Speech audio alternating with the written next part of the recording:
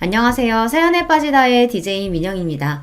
오늘도 두 가지 사연 준비되어 있으니 재미있게 들어주시고요. 구독과 좋아요 버튼도 눌러주세요. 그럼 오늘의 사연 바로 시작해 볼게요.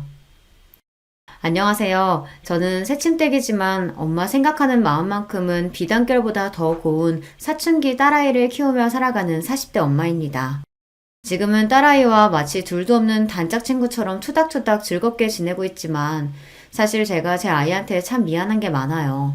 엄마가 심적으로 불안정할 때가 있어서 아이를 불안하게 만든 전적이 있거든요. 지금도 제 눈에는 마냥 아기 같은데 그때는 지금보다 더 어렸을 때니까 제가 참 죄가 많은 엄마입니다. 자식 앞에서는 무슨 일이 있어도 평정심을 유지하고 아이가 상처받지 않도록 노력해야 하는 게 부모의 도리이지만 그때는 그것조차 쉽지 않을 정도로 힘든 시간을 보내야 했어요. 바로 제 처자식 나몰라라고 밖으로 놔둔 남편 때문이었습니다. 아무리 부부 사이에 아이가 있으면 이혼이 쉽지 않다고 하지만 그놈은 자식 핑계로 제가 이혼이라고는 상상조차 못하리라고 생각하고 제멋대로 설치고 다녔어요. 제가 속을 보통 끓인 게 아니에요. 무려 저보다 잘났다는 여자를 만나 놀아난 남편이었습니다. 그런데도 저와 딸아이한테 미안해하기는커녕 뻔뻔하게 그지없는 인간이 바로 그놈인데요. 야, 너 같으면 너보다 더 잘난 여자 나타나서 관심 있어 하면 안 넘어가겠어? 너라고 별 수 있었겠냐고.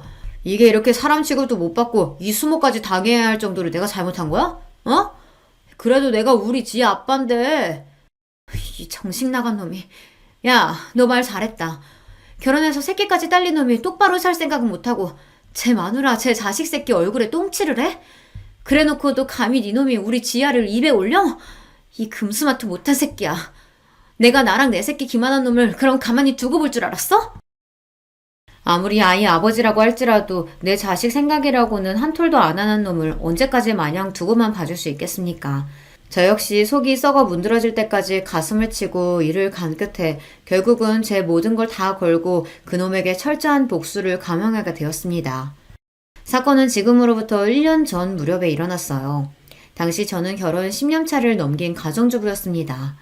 저희 딸아이가 12살 때였어요. 아이 나이를 보시면 아시겠지만 속도 위반으로 생긴 아이였습니다. 사실 제가 지금 남편과 그렇게 꼭 결혼하고 싶은 마음은 없었어요. 당시 소개팅을 통해 처음 만났던 남편을 2년 넘게 만나고는 있었지만 저도 직장 생활을 하고 있었고 제 생활이 꽤 만족스러웠습니다. 집안이 엄한 편이었기 때문에 본가에서 잘할 때는 할 수 없었던 취미 생활이나 저 편할 대로 지내는 일상이 참 좋았거든요. 가급적이면 결혼 전에 이런 시간을 충분히 가진 후에 천천히 결혼을 하고 싶었습니다. 서경 씨는 가만 보면 우리 관계를 너무 가볍게 생각하는 것 같아. 나는 처음부터 서경 씨 아니면 결혼할 생각 없다고 할 정도로 우리 관계에 진지한데 꼭 나만 그런 것 같아. 아이, 그럴 리가 있어. 나도 태훈 씨한테 마음 없었으면 뭐하러 일부러 시간 내서 사람을 만나겠어. 내 성격 안 그런 거 잘 알잖아. 네, 제가 워낙 집순이였던지라 그 말이 틀린 건 아니었어요. 굳이 별일 없는데 외출해서 사람 만나고 그러는 게 저는 좀 피곤하더라고요. 그래서 그때까지 그 나이가 차도록 변변하게 연애도 길게 지속하지 못했었습니다. 연애라는 게 생각보다 노력이 많이 필요한 일이더라고요. 지금도 매일같이 밖에서 데이트하는 젊은 커플들을 보고 있으면 둘 다 에너지가 참 대단하다 하고 싶고 그래요. 그러니 비록 저보다 남편이 제게 더 적극적으로 다가왔다고 해도 남편에게 아예 애정이 없었더라면 저도 그렇게 수고스러운 일을 하지는 않았겠죠. 비록 결혼에 대한 견해가 서로 다르긴 했지만 말입니다. 그래서 결혼 전에 저는 피임을 참 열심히 했다고 생각하는데 또 모르죠. 남편은 호시탐탐 저랑 결혼할 기회만 엿보았으니 저 모르게 저한테 거짓말하고 피임에 소홀했을지도요. 완벽한 피임이라는 건 없다고들 하니 100% 확신을 하기는 어렵습니다만 솔직히 저는 지금도 남편이 조금 의심스럽기는 합니다. 그거야 후일담이고 어떻게 생겼든지 언제 생겼든지 간에 제 딸아이가 제 인생 그 무엇과도 바꿀 수 없는 제게 가장 소중한 존재라는 것은 변함이 없습니다. 그 아비가 어떤 인간인지와는 별개로 아이는 제게 그 이전까지는 전혀 알지 못했던 새로운 영역으로 제 삶을 확장해준 제게는 우주와도 같은 존재니까요. 워낙 보수적이고 가부장적이셨던 저희 친정아버지는 막내딸의 혼전 임신 소식에 노발대발하셨습니다. 당연히 귀한 딸 시집도 가기 전에 덜컥 임신부터 시키는 예비사회를 못 잡아먹어서 안달이셨습니다. 그러면서도 주변에 소문이라도 날까 싶어 전전긍긍 하셨으니 저희 결혼은 사실상 예정되어 있던 거나 마찬가지였어요. 남편 역시 저희 집안 사정이 그런 걸 진작 알고 있었으니 제가 결혼 전에 임신하게 되면 무조건 저랑 결혼할 수 있다는 것도 알고 있었겠죠. 비록 그 일로 장인어른의 못마땅한 사위가 되었지만 말입니다. 그래도 결혼 허락받을 때까지는 저희 아버지 앞에서 미안한 척이라도 하더니 결혼에 성공하고 나니 그때부터는 저희 아버지한테 잘 보일 노력조차 안 하더라고요. 그야말로 결혼 자체가 목적이었지 싶습니다. 살갑게 굴어도 쉽게 화가 풀리지 않을 판에 남의 딸 도둑질하듯 데려간 사위가 저희 집에서도 예뻐 보일 수 없었겠죠. 아마 결혼하고 나서라도 그 사람이 저희 집에 좀 살갑게 굴었다면 그 정도까지 되지는 않았을 텐데. 덕분에 결혼 생활 내내 남편과 저희 친정 간의 관계는 그리 좋지 못했습니다. 저희 부모님한테 안부 전화 한번 제대로 드리지 않는 것은 말할 것도 없고 명절에 자기 본가 들리는 건 당연하게 생각하면서 저희 집에는 한번 가봐야 하지 않겠냐는 빈말 한마디 안 하더라고요. 당신 진짜 해도 해도 너무한다. 당신만 자식이야? 나도 우리 집에서는 귀한 자식이야. 명절 당일 내내 당신 집에서 뼈가 빠지게 나 혼자 일했으면 당신도 우리 집에 얼굴 한번 비춰야 맞는 거 아니야? 그렇다고 우리 집에서 당신 집처럼 당신한테 일을 시키기로 했어 뭐했어. 내 오는 음식 한 끼 먹고 오는 것도 그렇게 못하겠어? 명절연휴 며칠이나 된다고 거기까지도 갔다 오냐? 당신도 직장생활 해봤으니까 직장인한테 얼마 안 되는 휴일이 얼마나 귀한 줄 뻔히 알면서 그것도 하나 이해 못해줘? 전 그렇게 가고 싶으면 지아 데리고 당신이랑 둘이 다녀오면 될 거 아니야. 내가 뭐 나 없으면 못 가게 뜯어말리기라도 해? 그런 건 당신이 좀 알아서 해. 남편이 벌어다 주는 돈으로 집에서 편하게 살림이나 하면서 이런 것까지 귀찮게 굴어야겠어? 편하게 살림이나 한다니? 내가 그 말버릇 고치라고 했지? 제가 지아 낳을 무렵부터 몸이 좀 많이 안 좋았거든요. 지아 낳고 나서도 한동안은 출산 후유증으로 고생을 꽤나 해야 했습니다. 그래도 유부녀가 되었어도 어느 정도 경제력을 갖추고 있어야 발언권이 좀 있을 것 같아서 가급적이면 회사에 붙어있고 싶었으나 병가가 길어지다 보니 저로서도 눈치가 보이지 않을 수가 없더라고요. 결국 무거운 마음을 안고 다니던 회사를 정리해야만 했습니다. 저는 이제 꼼짝없이 집안에 갇혀 살게 될 것 같아 마음이 정말 안 좋았어요. 그런데 저를 위로하길커녕 입이 귀에 걸린 남편이 싱글벙글 말했습니다. 그래, 당신 몸도 안 좋은데 무슨 회사야. 그렇지 않아도 아이 낳으면 아이는 엄마 손으로 직접 키우는 게 가장 좋다 그랬어. 설마 내가 당신 돈 안 벌어온다고 구박이라도 하겠어? 귀한 내 새끼 키우느라 집에서 고생하는 사람한테? 당신이 밖에 나가서 고생 안 해도 내가 몸 부서져라 이래서 당신이랑 우리 딸내미 먹여 살릴 테니까 걱정하지 마. 지금 생각해보면 그렇게 제 팔다리 다 자르고 나서 남편이 얼마나 신이 났을까 싶습니다. 집에서 얌전히 제 새끼 키워주며 자기 뒷바라지 착실히 할 부인으로 저를 낙점했는데 애초에 제가 직장 다니는 걸 그렇게 반기지도 않았어요.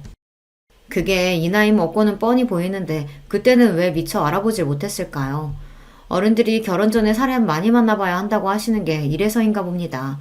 제가 사람 보는 눈이 없어도 너무 부족했던 겁니다. 어쨌든 그렇게 전업주부가 되고 나자 제 한몸 부서지게 가족 부양하겠다는 다부진 다짐과는 달리 슬슬 남편 불평이 늘어만 갔습니다. 당신 집에서 살림만 하는 여자가 반찬이 이게 뭐냐? 내가 10첩 반상까지는 안 바래도 밖에서 고생하는 남편 생각하면 밥이라도 제대로 먹여야겠다는 생각 안 들어? 진짜 너무한다. 10첩까지는 안 되더라도 7첩 정도는 되는 밥상이었어요. 그나마 낮에 저 혼자 먹을 때는 아이 혼자 독박 육아하느라 밥에 물 말아서 겨우 김치나 무말랭이 얹어 먹는 둥 마는 둥 밥이 입으로 들어가는지 코로 들어가는지도 모르게 초라한 한 끼를 해결했습니다. 남편 들어오는 저녁 시간대에 아이 등에 업고 관절 다 상해가며 퇴근에 고생했을 남편 음식만큼은 제가 먹는 것과 비교도 되지 않을 정도로 정성을 쏟아 준비한 거였어요. 그래도 아이 낳고 제가 몸 상태가 썩 좋지 않을 때는 저를 위로해주는 척이라도 하는 사람이었기에 저렇게 180도 변한 태도에 처음에는 제가 정말로 잘못했나 싶어 제대로 대꾸도 못했습니다. 저 혼자 서운한 마음에 울기도 여러 번이었습니다.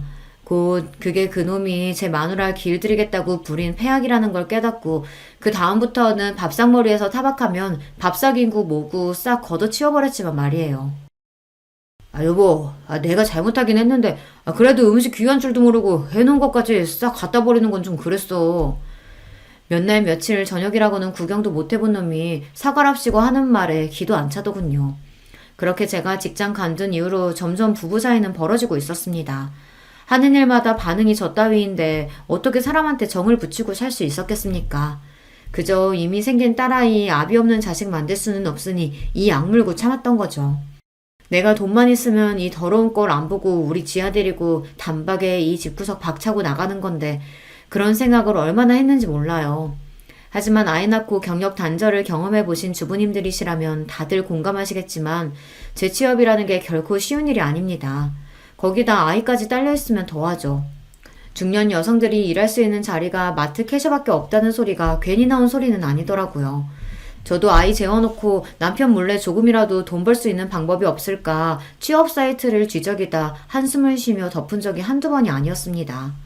그나마도 아직 아이가 유치원도 가지 않았던 당시로서는 혼자서 집에서 독박 육아하고 있는 제가 할 수 있는 일이라고는 없었어요.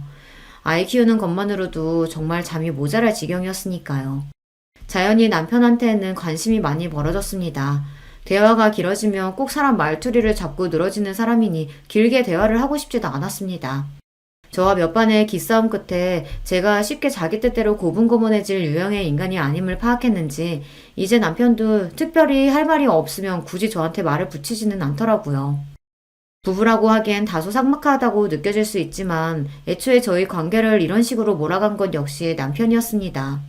솔직히 제 입장에서는 남편에 대한 원망이 적지 않았습니다. 우리 딸이 제게 존재 자체가 축복인 것과는 별개로 아이가 생기는 과정 역시 제 입장에서는 석연치 않았어요. 결혼 이후 저나 저희 친정을 대하는 태도도 실망스럽게 짝이 없었습니다. 거기다 제가 직장 관두고 싶어 하지 않는다는 걸 뻔히 알면서 제가 회사 정리할 때 보였던 그 즐겁기 짝이 없는 태도는 또 어떻고요. 그 이후로 제 새끼 키우고 살림하느라 몸이 남아나지 않는 제 마누라를 마치 식충이처럼 취급하던 건방진 태도는 말할 것도 없습니다. 결론부터 말하자면 제 결혼 생활은 이미 실패나 다름없었어요. 집에 월급 가져오는 것 말고는 제 입장에서 이점이라고는 단 하나도 없는 결혼 생활이었습니다.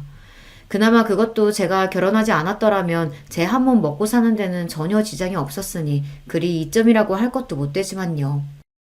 그래도 어찌되었든 제 새끼 아빠이고 남편이 벌어오는 돈으로 우리 딸 먹이고 입히고 있으니 저도 제 할 도리는 최선을 다해서 임했습니다.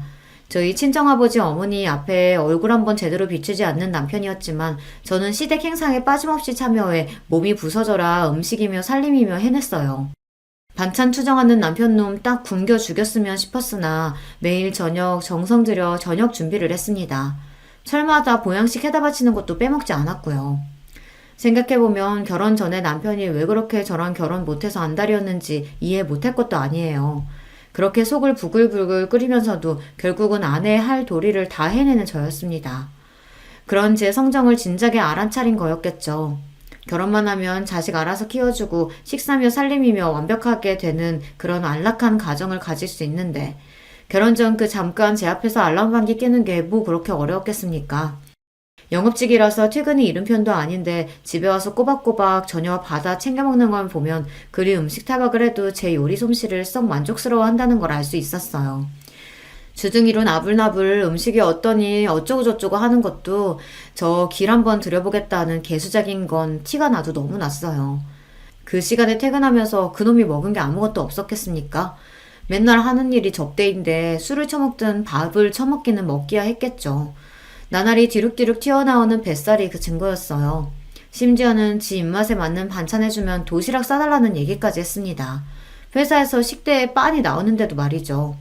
하여간 식탐까지 참 징그러운 인간이었어요. 남편이 하는 일은 의료기기 영업일이었어요. 사무실에 붙어있는 때는 출근 시간이 잠깐이 대부분이었고 주로 인근 병원을 돌며 의료기기 영업을 했습니다.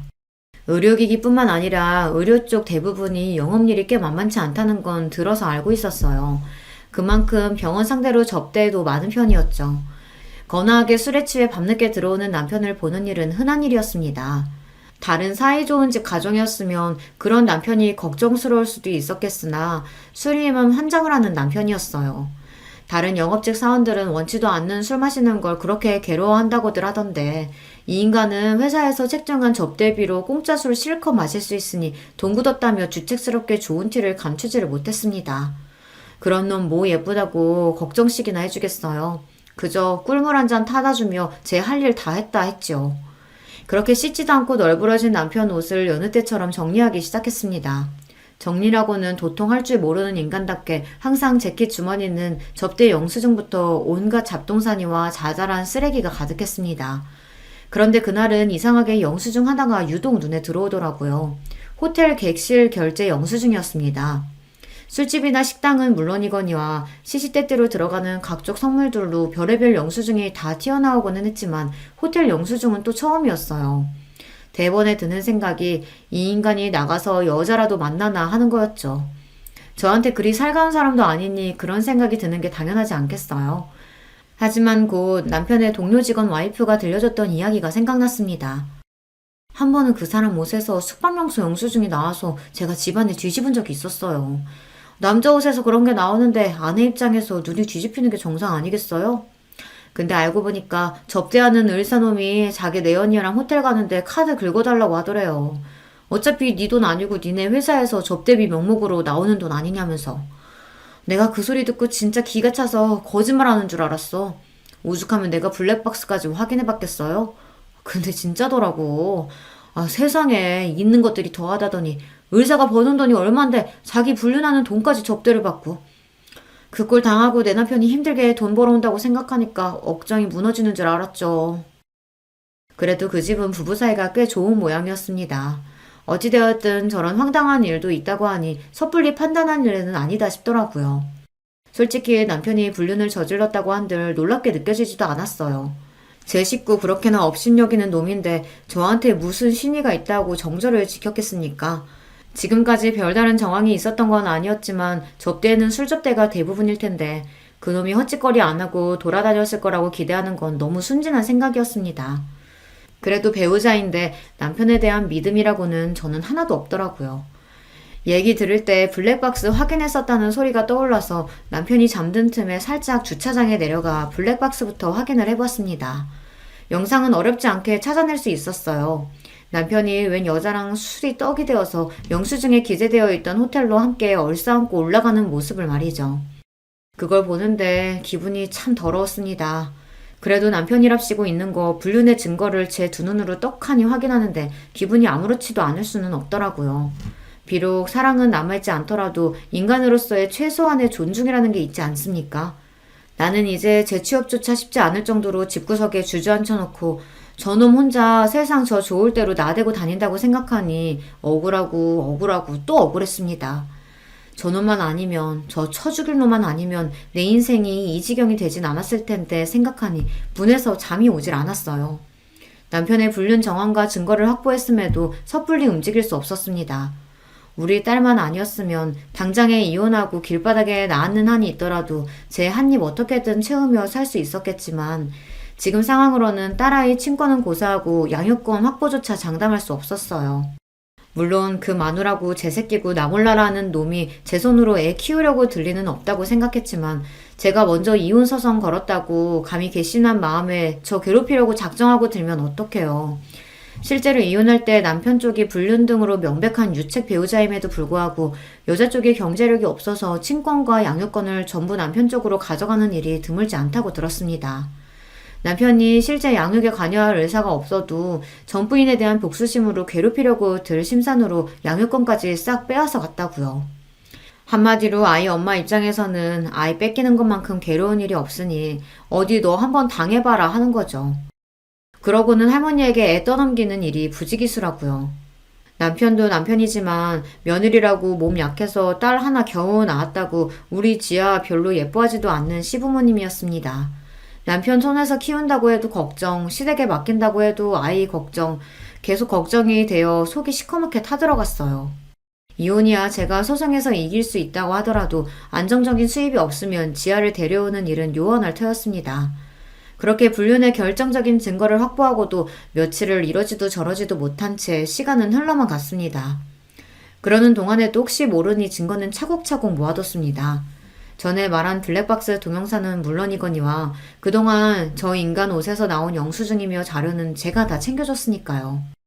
접대용인이 회사에 제출해야 하는데도 저렇게 쓰레기 다루듯 하니 할 수 없이 제가 정리를 했거든요. 그걸 일일이 사진으로 찍어서 보고 있자니 대충 패턴이 보이더군요. 제가 그동안 잘 몰라서 넘어갔던 것 중에도 펜션 같은 숙박업소 영수증이 꽤 되더라고요. 그거랑 남편 차 내비게이션 기록과 블랙박스 등을 대조해보니 꽤 많은 증거를 긁어모을 수 있었습니다. 그 전에는 다른 여자를 만났을지는 모르겠으나 최근 몇 달간 등장하는 여자는 모두 동일인이었습니다. 남편 다니는 동선이 거기서 거기니 여자 신원을 밝혀내는 건 그리 어렵지 않았습니다.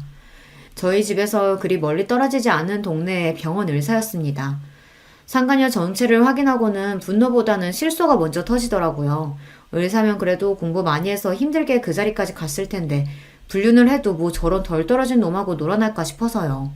얼굴이 잘생기기래 몸매가 좋기를 해 배 튀어나온 중년 영업직 아저씨 뭐가 좋다고 저러고 사나 생각하니 그 잘난 여자가 애잔하기까지 했습니다. 답은 쉽게 찾을 수 있었어요. 저나 저희 친정 식구들한테는 그렇게 자기가 윗사람이라도 되는 듯 거만을 떨던 남편놈이 그 여자한테는 거의 종이라도 된 것처럼 굽신거리더라고요. 현지 씨는 뭐래도 이렇게 세련됐어요? 선물하는 사람 보람있게. 우리 마누라는 뭘 걸쳐놔도 거적대게 같은 게 사람이 집에서 애 키우고 살림만 할 줄 알지 여자라고는 매력이라고는 하나도 없어요. 그러니 내가 현지 씨한테 이렇게 사족을 못 쓰지. 상간녀 앞에서 제 마누라 깎아내리며 좋다고 낄낄대는 눈꼴을 보니 당장에 찢어 죽이고 싶었습니다. 저라고 남자로서 매력이라고는 코털만큼도 없는 저 같은 놈하고 살고 싶어서 같이 사는 줄 알아요. 우리 지아 아니었으면 진작 버렸을 놈이 감히 상간녀라는 여자 앞에서 저를 여자로서 전혀 가치도 없다는 식으로 이야기하자 수치심에 몸이 덜덜 떨렸습니다. 그 이후로도 갖은 더러운 음담패설을 주고받으며 꼴값을 떨고 있는 연놈들을 보고 있자니 구역질이 나서 참을 수가 없었습니다. 저는 결국 참지 못하고 새벽에 기어들어와 자빠져 있는 놈에게 물을 한 바가지 퍼다 물벼락을 내렸습니다. 이게 뭐야? 당신 미쳤어? 미치긴 네 놈이 미쳤지. 이 더러운 불륜놈 새끼야. 제가 소리를 빽 지르자 생각지도 못했던 일격에 놈 얼굴이 싹 굳어버렸습니다. 그러고는 벌떡 일어나 제 양 어깨를 우악스럽게 틀어쥐고 흔들어댔어요. 야, 너 그거 어떻게 알았어? 어? 이거 놔. 안 놔? 놔, 이 새끼야! 그렇게 한참을 실랑이 하다 서로 씩씩대며 노려보는 대치 상태가 되었습니다. 당장 네 더러운 짓거리 블랙박스 영상으로 다 확인했다 쏘아붙이려다 그래도 상황이 어찌 될지 모르니 아직 까발릴 일은 아니라고 생각했습니다. 그렇게 사방팔방 세상 무서운 줄 모르고 설치고 돌아다니는데 네 놈 아는 사람 하나 못 볼 줄 알았냐? 뇌가 없어도 아주 유부녀랑 붙여먹을 생각에 눈가를 베는 게 없었나 봐. 어? 너 현지씨 신상까지 털었어? 와, 너 진짜 무섭다. 이런 뻔뻔한 놈이, 그게 불륜한 놈이 할 소리야? 네가 이렇게 독한 여자니까 내가 밖으로 놔둘 수밖에 없는 거야. 이미 얘기 들었다니까 더 숨길 것도 없고. 야, 너 같으면 그런 여자가 관심 있었는데 그냥 있겠냐?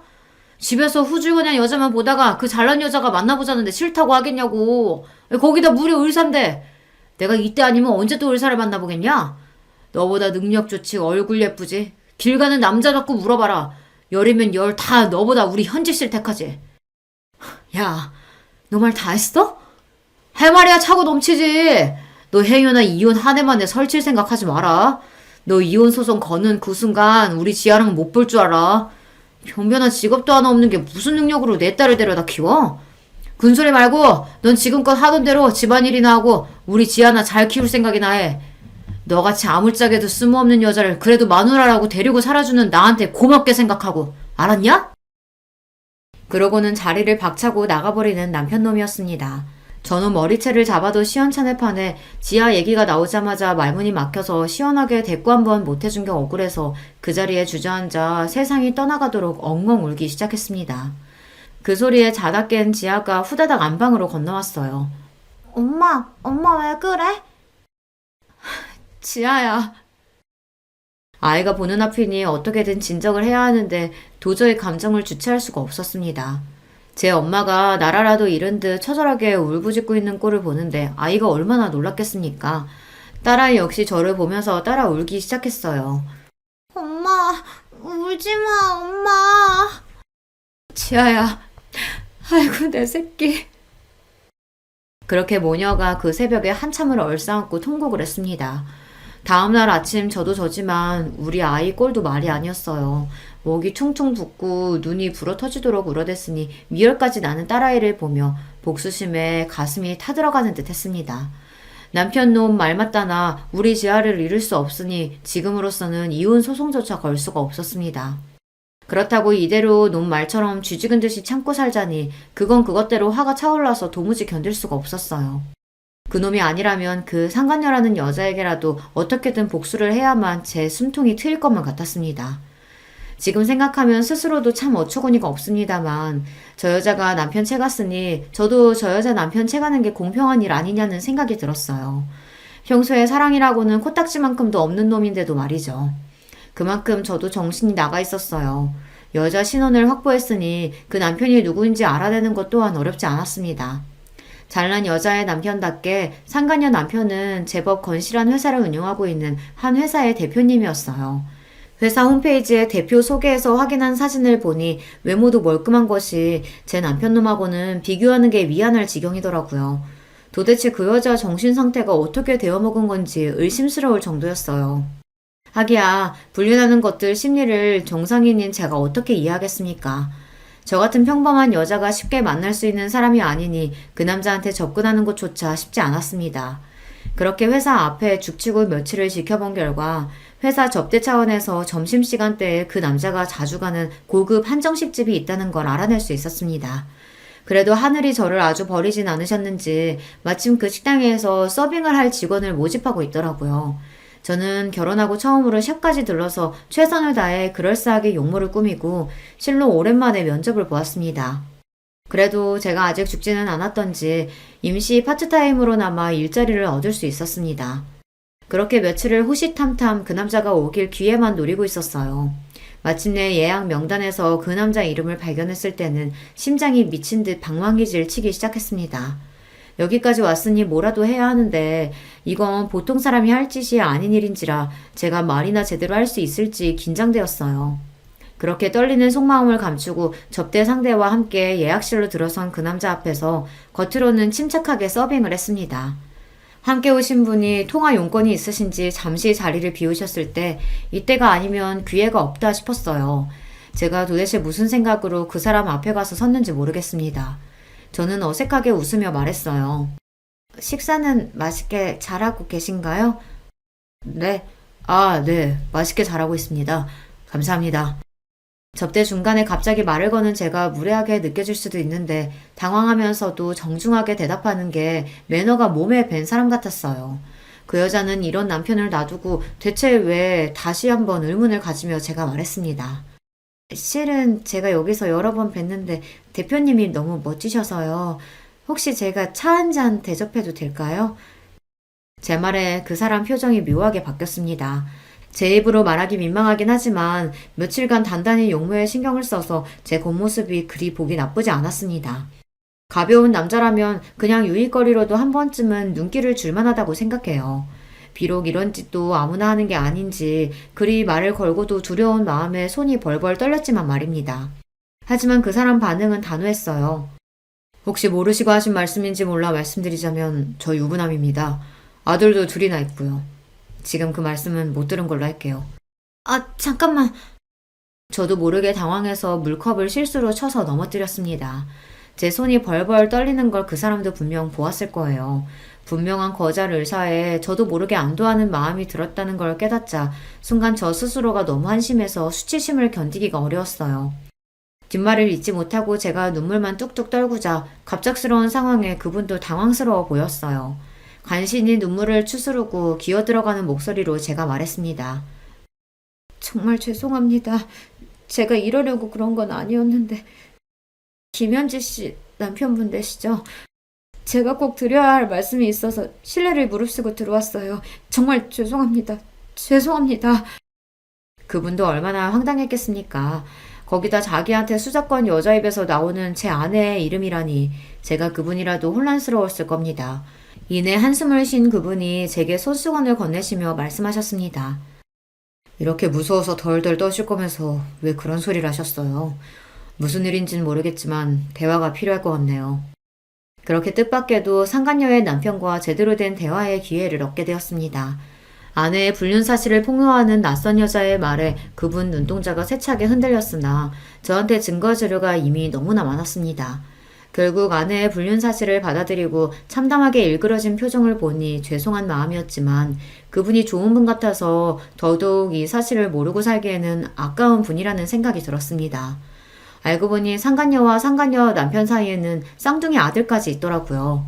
저 유복한 가정에 눈에 넣어도 아프지 않을 귀한 아들들의 자기는 을사식이나 되는 완벽한 인생을 살고 있는 여자가 도대체 뭐가 아쉬워서 제 남편놈 같은 모자란 놈하고 그리 더럽게 놀아난 건지 다시 한번 그 여자 속내를 이해할 수가 없어 답답해졌습니다. 생각보다 빠르게 마음을 추스른 그분이 제게 말씀하셨어요. 솔직히 참담한 심정이지만 이석영 씨가 저한테 알려주지 않으셨다면 저는 아무것도 모르고 아내에게 속아서 살았겠죠. 그건 정말 감사드려요. 하지만 이석영 씨도 남편에 대한 분노가 크신 것 같은데 왜 이혼하지 않고 저한테 이런 방식으로 접근하신 건지 이해가 안 가네요. 저랑 우리 딸 기만한 저런 놈 당장이라도 버리고 싶지 않은 거 아니에요. 대표님은 넉넉하신 분이니까 제 마음 이해 못 하시겠지만 아무리 상대방이 유책 배우자라고 해도 아이 양육할 조건을 갖추지 못하면 아이 데려오는 게 쉽지 않아요. 그 인간 만나면서 직장도 원치 않게 그만둬야 했고 아이 키우면서 그간 공백이 짧지 않으니 제대로 된 직장 구하는 일도 쉽지 않은데 어떻게 쉽게 이혼 소송을 걸겠어요. 그러다 우리 딸 뺏기면요. 그놈도 그걸 아니까 불륜 저지르고도 저렇게 뻔뻔하게 나오는 거겠죠. 아마 그놈은 제가 대표님 만날 거라고는 상상하지도 못할 거예요. 자기 뜻대로 분해도 숨죽이고 제 뜻대로 살아줄 줄 알았겠죠. 하지만 이렇게라도 하지 않으면 도저히 견딜 수가 없어서 대표님께는 정말로 죄송합니다. 제가 그분께 아내의 불륜 사실을 알려드리기는 했으나 그렇다고 좀 전에 무례가 용납되는 건 아니었습니다. 제가 미쳐도 정말 단단히 미쳤었던 거예요. 우리 지아를 두고 남편놈이랑 똑같은 더러운 짓을 하려고 했다니 이건 저희 딸에게 속으로 평생을 사죄해도 모자랄 겁니다. 제 사정 설명을 듣고 그분은 생각이 많아 보였습니다. 그러면 이렇게 하는 건 어떻겠습니까? 그렇게 그분 입에서 나온 말은 제 입장에서는 두 눈이 번쩍 뜨일 정도로 실로 놀라운 것들이었습니다. 그렇게 저희는 그날 날이 다 저물도록 두 눈을 형형히 빛내며 오랜 시간 심도 있는 대화를 나눴습니다. 그리고 또 며칠의 시간이 흘렀습니다. 제가 놈 불륜 사실을 알고 있음을 폭로한 다음부터 남편 놈은 자기한테 여자가 있다는 사실을 이제 감추지도 않았습니다. 오히려 그걸로 제가 상처를 입었다는 사실을 눈치채고는 간만에 풀이 죽은 제 모습에 흡족해 하기까지 해보였어요. 저는 놈이 그렇게 계속 착각 속에 살 수 있도록 평소와 다름없이 아이를 돌보고 그 쳐죽여도 모자랄 놈 저녁까지 따박따박 해다 바쳤습니다. 돼지처럼 처먹는 놈 목구멍에 콱 음식을 처박아서 죽여버리고 싶었으나 이것도 며칠만 참으면 된다고 애써 스스로를 달래며 때를 기다렸습니다. 그렇게 며칠 후 남편의 회사 게시판과 그 지역 최대 인터넷 커뮤니티에 익명의 글이 하나 올라왔습니다. 유부남 회사 직원과 역시 유부녀인 접대 대상 여의사의 불륜 정황이 담긴 동영상이 포함된 게시글이 말이죠. 바로 남편놈과 상간녀의 불륜 증거였습니다. 곧장 지역 커뮤니티가 터질 정도로 반응이 뜨거웠어요. 아무래도 그런 사이트를 이용하는 사람 중 지역 주부들 비율이 가장 높을 테니 그들에게야 이런 사건이 감정이입하기 가장 좋지 않겠습니까? 별로 볼 것도 없는 남편놈이 마누라 무시하며 너보다 잘난 여자랑 불륜할 테니 너는 애 뺏기기 싫으면 쥐죽은 딜 살라니. 유부녀들의 없는 분노도 끌어올릴 만한 대사였죠. 모자이크로 연놈들 눈만 가린 영상은 사실상 그냥 대놓고 둘 얼굴을 공개한 거나 다름없었습니다. 신상 털리는 건 순식간이었어요. 이 지역에서 일어난 일이니 한 달이 건너면 누구든 알아야 되는 건 너무 쉬운 일이었죠. 당장에 그 여자 병원부터 쑥대밭이 되었습니다. 저 여자랑 엮였다가 내 남편도 눈 돌아갈지도 모른다는 유부녀들의 특유의 유대는 아주 효과적인 도화선이 되어주었어요. 한나절도 지나지 않아 온 동네에 상간녀로 신상이 싹 퍼진 그 여자 피부과는 지역 블랙리스트에 당당하게 이름을 올리는 기염을 토했습니다. 피부과 고객들이 대부분 여자인데 온 동네 여자들의 공공의 적이 되었으니 이 동네에서 병원 장사하는 건 텄다고 봐야죠. 야, 너 미쳤어? 너 죽고 나 죽자는 거야, 뭐야?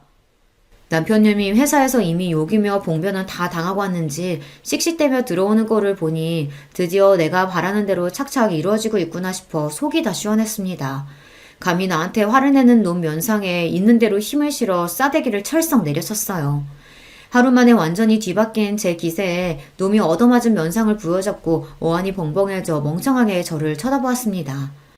더러운 짓거리는 네가 했는데 왜 내가 죽어? 죽는 건 네 놈이랑 네 그 잘난 상간녀 그년이야.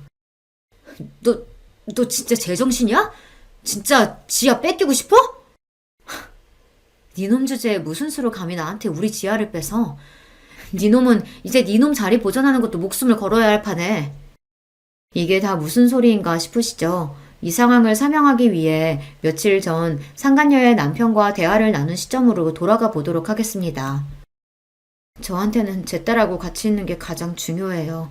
그 모욕을 당하고도 제가 참고 있는 건 그 이유밖에 없어요. 저도 자식 키우는 아버지입니다. 이석영 씨 마음 이해 못하는 거 아니에요. 그래서 말인데 우리끼리 힘을 합쳐보는 건 어떻습니까? 힘을 합쳐요? 네. 저도 배우자한테 이런 살떨리는 배신을 당해놓고 그 여자랑 계속 같이 살지는 못할 것 같아요. 제 쪽에서야 그 여자가 유책 배우자고 저한테 양육 능력이 있으니 소송은 제가 이기겠죠. 하지만 이석영 씨 남편도 저한테는 가해자 아닙니까? 기껏해야 저는 상간남 소송이나 할 수 있겠죠. 저는 둘 다한테 복수하고 싶습니다. 이석영 씨도 그걸 원하는 거 아닙니까? 그렇게 할 수만 있다면야 더 바랄 게 없지만 어떡해요? 이혼 소송하시는 거 제가 도와드릴게요. 뜻밖의 제안에 너무 놀란 나머지 말문이 막혔습니다. 그런 저를 보고 제가 망설이는 줄 알았는지 그분이 저를 설득하겠다고 다급히 설명을 이었습니다. 아이 뺏길까봐 이혼을 주저하시는 거 압니다. 그러면 아이만 확실히 데려올 수 있다면 되는 거 아니겠어요? 그러면 그놈이 아이 양육할 수 없도록 가진 걸 다 빼앗으면 될 일이죠. 그만한 복수가 또 어디 있겠어요. 아이 데려오려면 안정적인 일자리가 필요하다고 하셨죠. 그것도 제가 주선해 드릴 수 있습니다. 제 지인 중에 급히 사무 보조 직원을 구하는 사람이 있거든요. 단순 업무라서 연봉이 그렇게 높진 않을 테지만 제 소개면 인턴 기간 없이 바로 정직원으로 채용해 줄 거예요. 그 친구가 사람이 참 괜찮아서 직원 처우도 나쁘지 않아요. 그 정도면 아이 친권 양육권 가져오는데 무리가 없을 거예요. 남편놈에게 복수하는 것도 모자라서 안정적인 일자리까지 제안받다니 이게 꿈인가 생시인가 싶었습니다. 저한테야 정말이지 꿈 같은 이야기지만 어떻게 염치도 없이 그렇게까지 받을 수가 있겠어요. 이혼 도와드리는 건 제 순수한 호의가 아니라 저로서도 복수 때문에 이석영 씨 이용하는 거나 마찬가지예요. 일자리 주소는 그에 대한 대가이자 저한테 사실 알려주신 감사의 표시라고 생각해 주셨으면 합니다. 안 그랬으면 저도 그 여자한테 이용만 당하고 호구 노릇이나 했을 테니까요. 그 여자 병원 다 제 돈으로 차려준 겁니다. 없는 집안에서 머리 하나 좋아 을사된 여자 저 만나서 호강시켜주겠다고 지금껏 아낌없이 퍼주며 살았어요. 병원 실소유자도 제 명의로 되어 있어요. 제 덕에 여기까지 와놓고 저랑 저희 아들들까지 기만하다니. 그럼 제가 준 건 다 빼앗아와야 하지 않겠어요? 이석영 씨가 준 증거들 아니었다면 아무리 저라고 해도 이혼 소송이 참 지저분해졌을 거예요. 이렇게 확실한 증거 가져다 주셨는데 저도 그 정도는 해야죠. 이렇게 된 겁니다. 약속한 대로 그 며칠 사이 소개받은 회사로 나가 고용 계약서를 작성하였고 이혼 변호사도 붙었습니다. 준비해둔 게 워낙 많아서 따로 자료 조사도 필요하지 않을 것 같다는 말씀에 저도 참 이를 갈았었구나 싶더군요. 온 동네며 회사며 니놈이 그년이랑 놀아난 걸 이제 모르는 사람들이 없는데 네가 지금 그 영업직이라도 유지할 수 있을 것 같아? 회사 접대비로 호텔까지 들락거려놓고 이 더러운 놈아. 감히 니놈이 내 딸을 인질로 삼고 나를 협박해? 내가 니놈 뜻대로 숙이고 살 줄 알았니? 내가 니놈 패가망신하는 꼴을 보고 말 거야. 그날 머지 않을 것 같으니까 이제 두 다리 뻗고 잘 수 있겠다. 뒤늦게 상황을 파악하고 놈 얼굴에 핏기가 싹 가셨습니다. 이제 상황은 완전히 반전되었어요. 승자는 저고 저놈은 이제 줄줄이 패할 일만 남았죠. 사태를 돌이킬 수 없음을 깨달았는지 그렇게 거만 떨던 놈이 제 앞에 부끄러운 줄도 모르고 무릎을 꿇었습니다. 여보, 제발 나 좀 살려줘. 나 우리 지아 아빠잖아. 천륜을 어떻게 끊어. 지아도 아빠가 회사 쫓겨나고 알고지돼서 집까지 쫓겨난다면 얼마나 마음이 아프겠어. 우리 지아를 봐서라도 제발 여보. 그 더러운 입 닥쳐. 나를 우리 친정 식구들을 사람 취급도 안 한 주제, 자식이라고 한번 살갑게 안아주지도 않은 주제, 니놈이 무슨 아비 자격이 있다고. 너 같은 쓰레기 같은 놈은 우리 지하 옆에서 꺼져주는 게 마지막 아비로서 할 도리야. 그리 잘났다는 네 상간녀년이랑 껴안고 같이 살면 되겠네. 아, 그 여자도 지금쯤 집에서 쫓겨났을 테니 이제 서로 별 볼 일 없으려나? 밖에 추운데 둘이 껴안고 있으면 좀 덜 춥지 않겠어? 꼴도 보기 싫으니까 내 집에서 썩 꺼져. 그렇게 그 더러운 상간남을 제 집에서 쫓아버렸습니다. 정말이지 기분이 날아갈 것만 같았습니다. 놈을 제 인생에서, 우리 딸아이 인생에서 치워버릴 수 있다니 이게 꿈인가 생시인가 싶었습니다. 아마 그분 도움이 없었더라면 이런 시원한 결말은 상상조차 할 수 없었겠죠. 비록 배우자의 불륜 때문에 만난 얄궂은 인연이기는 합니다만 저한테는 분명 귀인이 틀림없었습니다. 더러운 불륜 이야기에 회사 이름이 떡하니 들어가게 만들었으니 회사 윗선에서도 남편놈에게 노발대발했습니다. 가서 계약 따오라고 쥐어준 회사 돈으로 제 불륜 노름하는 데 쓴 것도 모자라 호텔비까지 댔으니 명백한 횡령이기도 했죠. 남편이 해고되기까지는 긴 시간이 걸리지 않았습니다. 어디 해고뿐이겠어요. 회사 이름에 먹칠한 것도 모자라 횡령까지, 회사에서 놈에게 소송까지 들어갔더라고요. 무려 사측에서 개인에게 건 소송인데 놈 주제에 당해낼 지간이 있겠어요. 결국 거액의 배상금까지 물게 되었는데 그놈이 무슨 재간으로 그걸 갚아나갈지는 궁금하지도 않네요. 이혼 소송은 볼 것도 없이 저의 대승으로 끝났습니다. 불륜에 자녀 양육권을 두고 협박까지, 죄질이 너무 안 좋아 그런지 재판부에서도 이례적으로 많은 위자료를 책정해 주었습니다. 덕분에 지금 저희가 사는 집은 완전히 제 명의가 되었어요.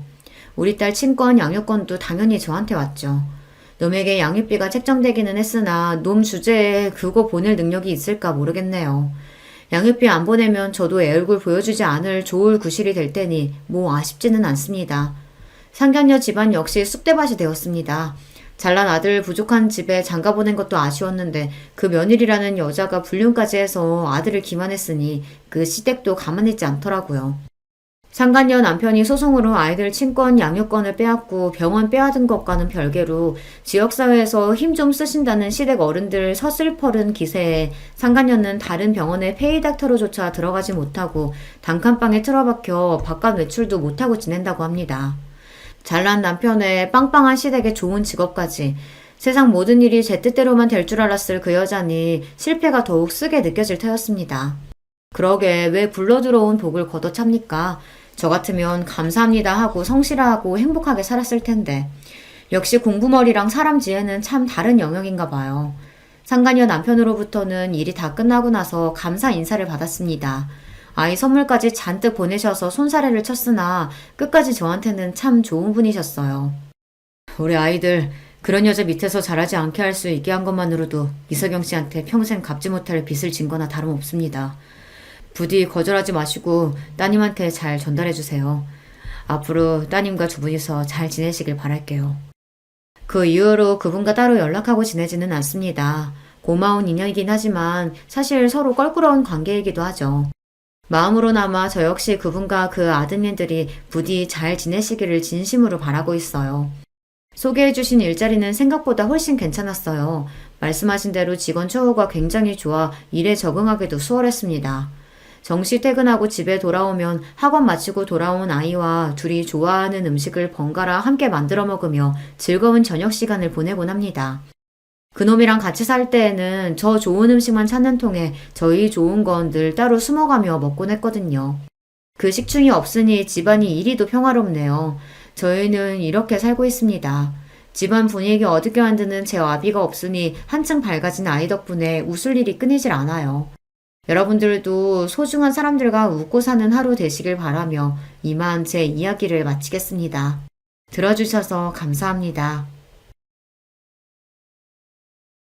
안녕하세요. 저는 30대 초반 여성입니다. 오늘 제 이야기를 여러분들에게 좀 들려드릴까 합니다. 사실 아무에게도 말하지 않고 그냥 혼자 끙끙 앓기도 했었는데 그런 게 무슨 소용인가 싶어요. 뭐 지금은 큰일은 다 해결되기도 했고요.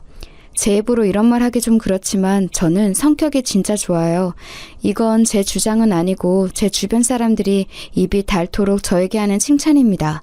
제가 생각해도 저는 잘 참기도 하고 딱히 누군가와 싸우는 것도 좋아하지 않는 평화주의자거든요. 좋은 게 좋은 거라는 생각을 늘 가지고 살기 때문에 남과 부딪힐 일을 딱히 만들지 않아요. 혹시 누가 와서 부딪히려고 해도 제가 피하는 타입입니다.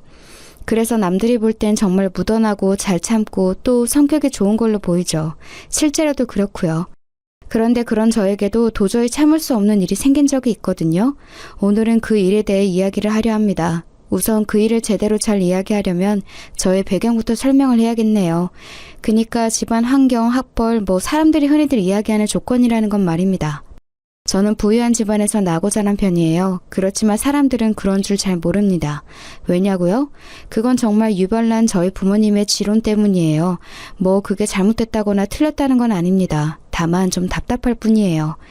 그게 뭐냐면 뭐든 드러내지 않으시는 거였어요. 무슨 비밀도 아닌데 자신들의 직업을 어디 가서 이야기하지 않으셨습니다. 어머니는 나름 이름이 좀 알려진 화가시고 아버지는 교수신데 정말 친한 친구들 말고는 아무도 저희 부모님 진짜 직업을 모르세요. 그게 자랑거리가 아닌데 사람들이 자랑거리처럼 받아들이는 게 너무 싫으시다고요. 오죽하면 제 고등학교 담임 선생님들은 엄마가 그림 그리는 걸 취미로 삼는 전업주부에 아버지가 그냥 대충 애들 가르치는 일을 한다 정도로만 아세요. 학교에서 애기들 가르쳐요.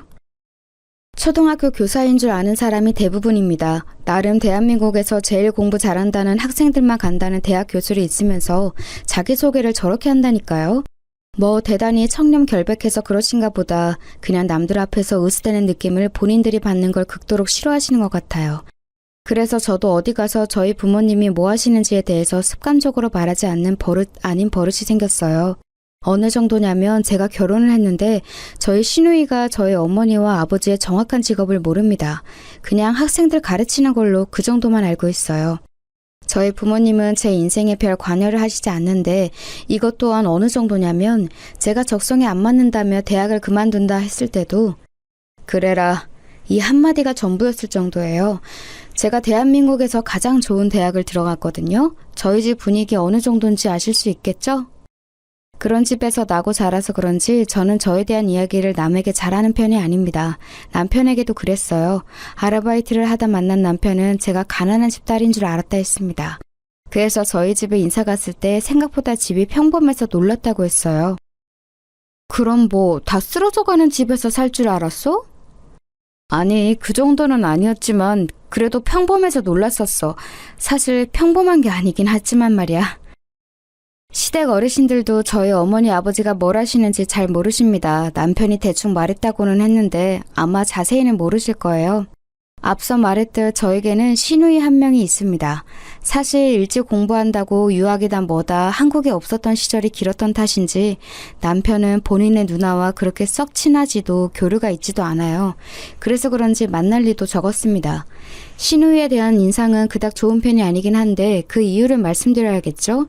시누이는 상년회 때부터 저를 마음에 들어하지 않는 게 티가 났어요. 아무리 그래도 어른들끼리 만나는 자리에선 조금 조심하는 게 일반적인데 숨기지 못했는지 아니면 애초에 숨길 생각이 없었던 건지 시누이는 제가 마음에 들지 않는다는 느낌을 팍팍 냈습니다. 그 이유는 그날 저녁에 바로 알 수 있었어요. 우리 엄마 아빠 진짜 며느리 욕심 없어. 요즘 세상에 고졸 흔하지 않은데 그걸 그냥 단번에 허락하네. 누나! 너는 사람을 앞에 두고 그런 말을 하니? 아니, 나는 그냥 순수하게 대단하다고 생각하는 건데? 누가 봐도 비꼬는 말투였거든요. 시어머니가 제 눈치를 슬쩍 보셨지만 웃어넘겼습니다. 저도 한마디 하고 싶긴 했지만 그러기 싫었어요. 그냥 다 말하지. 자기 학교 어디 나왔는지나 집안 배경 같은 거. 그런 걸로 태도가 바뀌신다고 그게 진짜인 것도 아니고 괜히 이런저런 말 나오는 게 더 싫어 난. 어디 대학 그만뒀다라고 하면 사람들마다 입을 댔거든요. 그 좋은 학교를 왜 대체 무슨 생각으로 와 같은 말이죠. 저는 사실 그 말이 더 듣기 싫었어요. 제 선택을 자신들의 기준으로 판단하는 말이죠. 저는 지금 충분히 행복하고 만족하며 사는 중인데 말입니다. 한 번은 그런 일이 있었던 적이 있어요. 엄마의 지인분 중 한 분이 제가 학교를 다니지 않는 것 같으니 제가 무슨 일을 하는지 왜 학교를 다니지 않는지 꼬치꼬치 물어보시다가 제 대답을 듣고 거의 1시간 가까이 잔소리를 하신 적이 있거든요. 네가 어려서 세상 무서운 줄 몰라서 그래. 밖이 얼마나 험한데 돈은 쉽게 벌어지는 건 줄 아니? 그 좋은 간판을 왜 포기하고 나와? 그걸 가지고 있으면 얼마나 인생을 헤쳐나가기가 쉬운데. 아휴, 너도 참 고집이 세다. 엄마의 지인분이라 아무 말 없이 듣고만 있었는데 엄마도 참고 있었던 건지 어쨌던 건지 듣다 한 소리 하셨었던 기억이 납니다. 하기 싫은 걸 하면서 불행한 삶을 사는 것보다 낫지 않겠어요? 요즘 애들 그런 식으로 억압하고 그러니까 사회 문제도 많이 생기는 거 아니에요. 저는 그냥 우리 애 하고 싶다는 거 하게 하려고요. 아유, 그래도 그게 아닌데 그 학벌이 너무 아까워서 그렇죠. 이 소리를 정말 거짓말 안 하고 만나는 어른들에게 다 들은 것 같아요. 물론 저를 위해서 해주시는 이야기인 거 알고 있고 감사하는 마음도 있지만 똑같은 이야기를 계속 듣다 보면 질리는 건 어쩔 수 없잖아요. 그때부터 저는 어디 가서 제가 어느 학교를 들어갔었는지 말하지 않는 습관 아닌 습관이 생겼습니다. 저는 학교를 그만두고 원래 좋아하고 하고 싶어 하던 빵 만드는 일을 배웠어요. 그리고 지금은 동네 유명 빵집에서 일하고 있고요. 남편은 제가 나온 대학은 아니지만 그래도 이름만 들으면 다 알만한 좋은 학교를 나와서 취직도 잘했습니다. 남편이 면접을 보러 다닐 때 제가 아는 분을 통해서 정보를 많이 줬거든요. 면접은 어떻게 보는 게 좋고 뭐 그런 것들 말이죠. 부모님 덕분에 인맥이 넓은 편이라 여기저기 좀 아는 분들이 많거든요. 어머니 아버지가 나 당신 덕에 취직 잘 된 거 알면 당신 업고 다니실 텐데 왜 말을 안 하겠다는 거야 대체. 그게 부담스러운 거야 자기야. 어렸을 때 저희 부모님이 왜 그런 걸 그렇게 싫다고 하셨는지 다 커보니 이제는 알겠더라고요. 오히려 그게 더 부담스럽고 싫어서 남편에게 그냥 먼저 나서서만 말하지 말아달라고 부탁했어요. 저희가 나서서 이야기하지 않으면 알게 되실 일 없는 문제라고 생각했습니다. 신우이는 제가 결혼한 후에도 은근히 저를 깔보고 무시하는 말을 자주 하긴 했어요. 남편에게 들어보니 신우이는 어렸을 때부터 본인이 공부를 잘하는 것 그리고 학벌에 대한 집착이 좀 있었다고 하긴 하더라고요. 그래서 공부도 열심히 했고 매형도 제가 입학한 그 학교로 나온 사람이라고요. 한날은 뉴스를 보면서 열심히 우리나라 경제에 대해 이야기하다가 저와 눈이 마주쳤어요. 그러자 픽 웃으며 그러더군요. 누가 봐도 저를 깔보는 느낌이 묻어있는 말투와 표정이었어요. 아, 올케는 이런 어려운 이야기 못 알아듣나? 기본적으로 자기보다 못하다고, 그러니까 특히 학벌이 낮다고 생각하는 사람에 대한 무시와 우월감이 상당한 사람이었습니다. 뭐 그러려니 했어요. 그래봐야 자주 만나는 사람도 아닌데다가 저는 성격이 무던한 편이라 그런 이야기를 들어도 막 화가 나진 않거든요. 애초에 사실이 아니기도 하고요. 신우이가 나온 대학보다 제가 입학한 학교가 더 좋은 학교였거든요. 그렇게 뭐 기분은 나쁘지만 큰일은 없는 상태로 나름 잘 지냈습니다. 기본적으로 남편과 저는 사이가 좋은 편이었던지라 딱히 영향을 받지 않기로 했고 말이죠. 그러던 어느 날이었어요. 남편이 이러더군요. 아마 그냥 지나가는 이야기로 한 것 같았습니다. 누나가 교수 임용을 준비하나 봐. 박사학위 때문에 논문을 쓰고 있다는 이야기는 들었었는데 교수를 준비한다는 소식에 어느 학교인지를 물었습니다. 근데 뜻밖의 저희 아버지가 몸담고 계시는 학교였더라고요. 지금은 안식년이시라 2년째 쉬고 계시긴 했지만요. 그래서 아마 더 짐작도 못하시긴 했을 거예요. 저희 아버지가 유명한 교수님이라는 사실을 말입니다. 저희 아버지는 학계에선 나름 유명한 분이세요. 항상 늘 틀어박혀서 논문만 쓰고 공부만 하시기 때문에 아버지 수업을 듣는 학생들이나 동료 교수들 말고는 아버지 얼굴을 아는 사람은 많지 않지만 아버지 이름은 아는 사람이 많습니다. 신우이가 교수를 준비한다길래 들어보니 그 학교 학장님이랑 저랑 아는 사이더라고요. 아버지와 친하신 분이었어요. 모르면 몰랐지 알게 됐으니 그냥 넘어가기 좀 그렇긴 하더라고요. 내가 한마디 해줄까? 우리 신우이 누구라고? 뭐하러, 장인어른 그런 거 싫어하시잖아. 그래도 잘 되면 좋으니까. 자기 진짜 속도 좋다. 우리 누나한테 그런 소리를 듣고도 막 도와주고 싶어? 자기 누나니까 그렇지. 남편은 괜찮다고 하지 말라고 했지만 사실 준비를 한다는데 제가 아는 모르는 바닥도 아니고 알면서 모른 척하기가 좀 그렇더라고요. 그래서 친정을 간 날 아버지에게 슬쩍 말하긴 했어요. 신우이가 문학장님 계신 학교에 교수 임용 준비한대. 내 이야기 했어? 모른다며. 지금도 몰라. 말한 적 없어. 뭐 굳이 가족된 사람들한테까지 숨겨. 그렇게까지는 안 해도 돼. 딱히 숨긴다기보다 귀찮은 일 많아지는 게 싫은 거지. 엄마 아빠 누구다 하며 부탁 들어오는 게 한두 개인 줄 알아? 그랬더니 아버지가 허허거리며 미안하다고 하시더군요. 그리고 얼마 뒤에 전화가 왔어요. 문학장님께 딸내미 신우이가 거기 교재 지원한다고 했더니 이름 물어봐서 말해줬다고. 본의 아니게 백을 쓴 것 같았지만 뭐 실력이 아예 안 되는 사람은 아니었거든요, 신우이가. 그래서 그냥 좀 도와줬다고만 생각했어요. 뭘 바란 것도 아니었고요, 사실. 그리고 얼마 뒤 교수 임명이 확정되었다고 시댁에서 전화가 왔습니다. 그래서 가족들끼리 다 같이 밥을 먹기로 했다고요. 가서 말해. 자기가 도와줬다고. 뭐하러 그런 소리를 해. 그러자고 한 것도 아니고 나는 진짜 말 한마디 보탠 건데. 그리고 이렇게 한번 해줬다 그러면 다른 부탁도 여기저기서 들어오는 거 진짜 귀찮아. 나는 완전 생색내고 싶을 것 같은데 자기네 진짜 신기하단 말이야. 저는 정말 순수하게 생색낼 생각 없이 신우이를 축하만 해주러 나간 자리였습니다. 그런데 그 자리에서 일이 터졌어요. 요즘은 이혼이 흠도 아니잖아. 갑자기 뜬금없이 대화의 주제를 이혼으로 돌리더라고요. 저는 갑자기 그러기에 요즘 신우네 부부 사이가 좋지 않나 하는 생각만 하고 있었습니다. 그런데 그 화살은 저희를 향한 거였더라고요. 너희 애도 없잖아. 그거 지금 우리한테 하는 소리야? 너 이번에 승진 누락됐다며? 사실 얼마 전에 남편이 승진 시험을 봤는데 잘 봤다고 잘 될 것 같다는 이야기를 한 것과 달리 발표에는 남편 이름이 없었거든요. 그래서 그냥 자기보다 시험을 잘 본 사람이 있나 보다 했는데 그게 아니었던 겁니다. 실은 남편의 승진이 누락되는 과정에서 윗선의 개입이 있었고 남편 대신 승진한 사람의 부인이 그 윗선의 누군가의 부인과 동문이라는 이야기가 회사 내에 파다하게 소문이 돌았다더라고요. 남편과 저는 몰랐지만 그 이야기를 듣고 나서도 막 엄청 억울하거나 아쉽다거나 하진 않았어요. 워낙 낙관적인 성격들이라 다음에 또 기회가 있겠지 하고 넘겼었습니다. 그런데 신우이가 그 이야기를 어디서 듣고 왔는지 알고 있더라고요.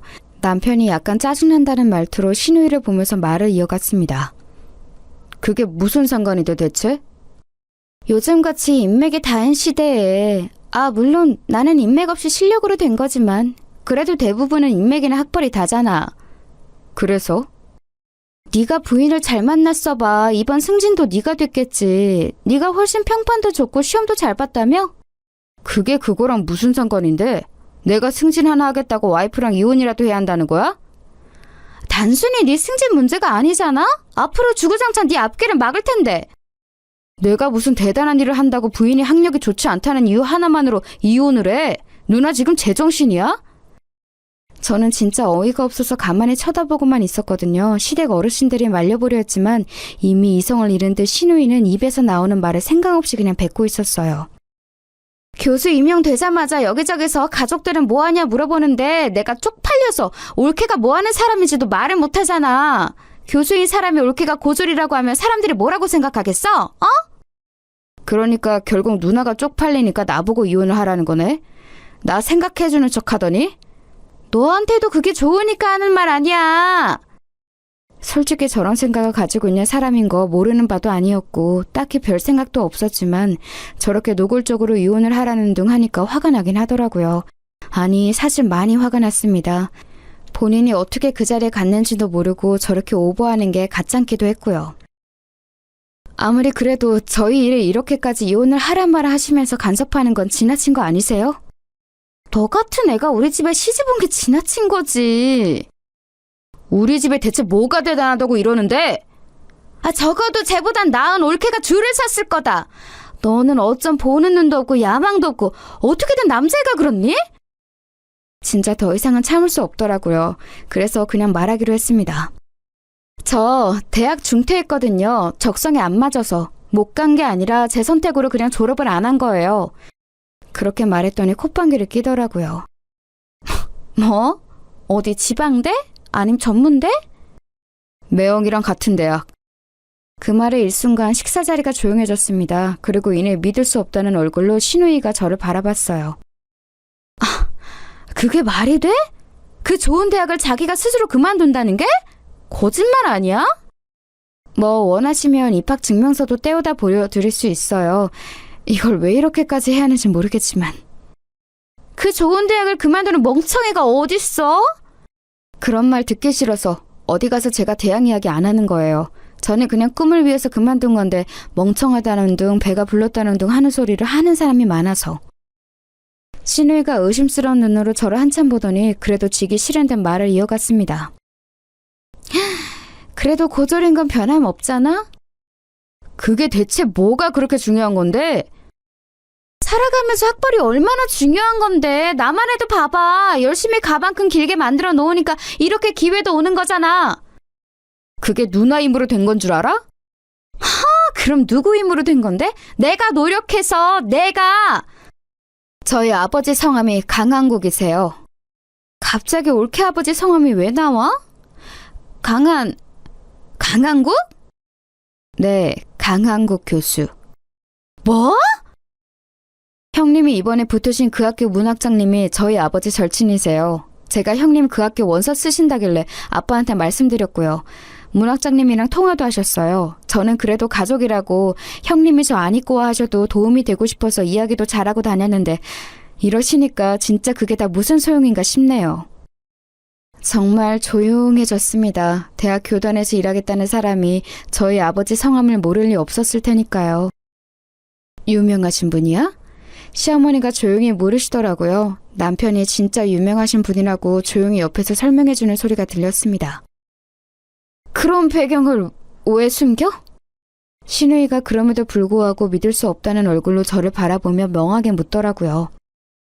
아버지가 누구다, 어머니가 누구다 이러면 워낙 이것저것 부탁해오는 사람도 많고 또 한순간에 태도가 바뀌는 사람도 많고 피곤한 일이 많이 생기니까 어렸을 때부터 어머니 아버지가 누군지 자세히 말 안 하는 버릇이 있어서요.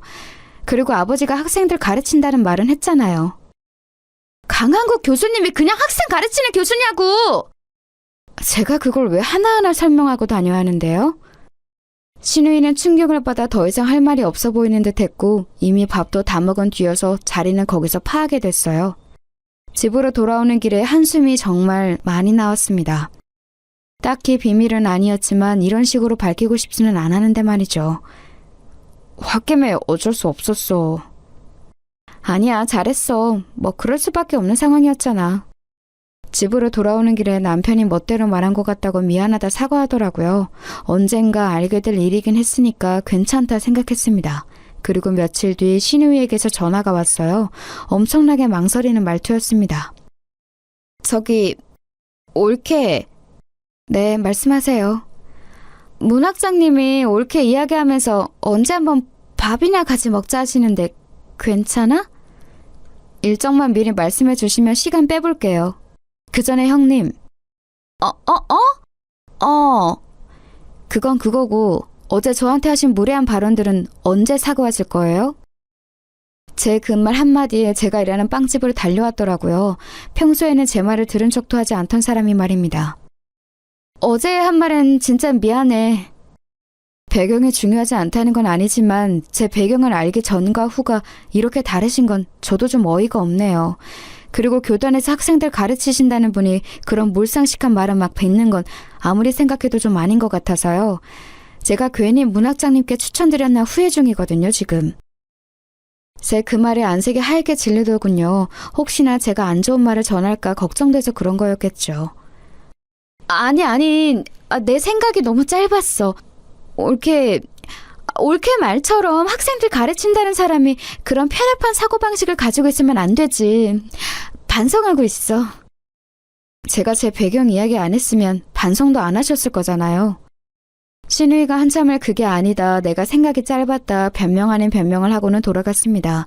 집으로 돌아가 남편에게 오늘 이야기를 했더니 남편이 되려 부끄러워하더라고요. 자기 누나가 그런 사람이라는 것에 대해서 말입니다. 그나저나 우리 회사 부부 동반 모임한다는데 당신 다음 주 금요일에 가게 빠질 수 있어?